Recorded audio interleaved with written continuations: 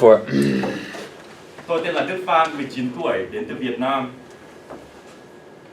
You might wonder, what the heck was that? What just happened?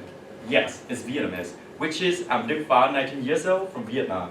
So today I'm going to talk about two positionalities that have shaped my worldview. First, I want to inform you about being a Vietnamese, and second, I want to talk about my decision to study abroad. So, being a Vietnamese in the US is such a life-changing experience.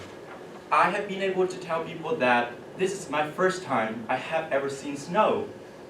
This is my first time I have ever triggered a fire alarm.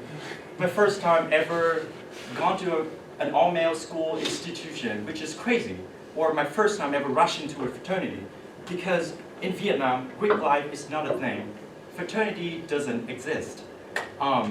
I've been able to meet and encounter so many cool and amazing people, like my wonderful classmates, my great and dedicated professors, my brothers who I can develop a deep talk with, or the list just goes on and on. And being a Vietnamese means I was born with black hair, brown eyes, and yellow skin. And I'm proud of my Asian outlook. But as a non-native speaker, I still have some challenges to face. There was this one time I was sitting at Sparks with some of my friends, and I was taking pride in my Vietnamese background and beautiful natural landscapes, and I was like, hey, absolutely, check it out. Vietnam is such a beautiful country.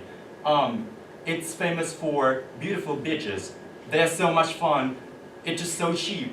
Go there and have fun. You're gonna have a great time, definitely. You're right. I mispronounced the word beach, and instead I said yes, which is weird. And that was such an embarrassing memory. And after that, I realized I need to work harder on my pronunciation and my communication skills so that I will not miscommunicate when I interact with people.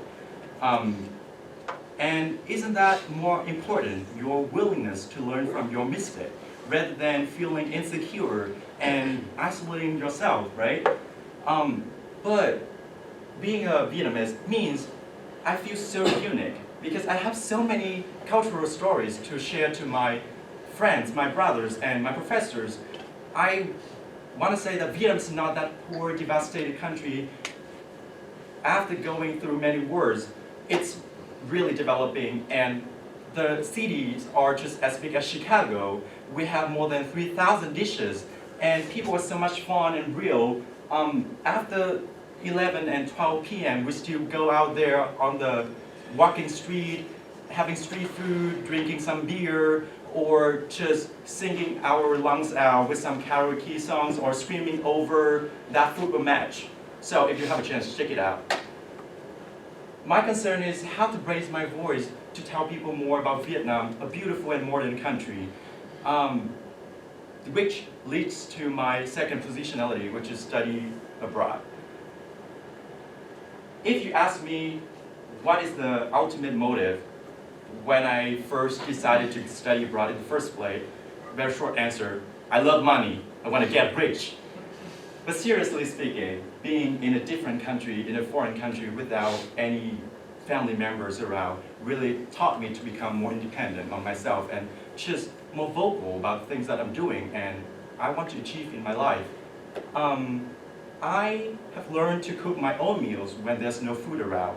I seek out for every single opportunity that I have and just learn to take advantage of all of the resources around.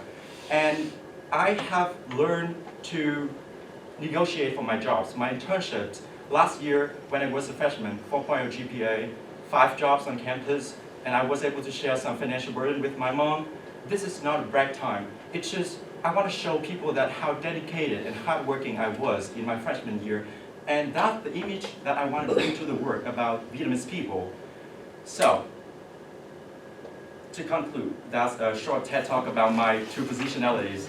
And when you walk out of this room, I want you to remember me as your Vietnamese friend who is fun to talk to, stick true to who he is, sometimes out of pocket, but real AF. And one last thing, it doesn't matter where you start, but how fast you grow. Thanks for listening.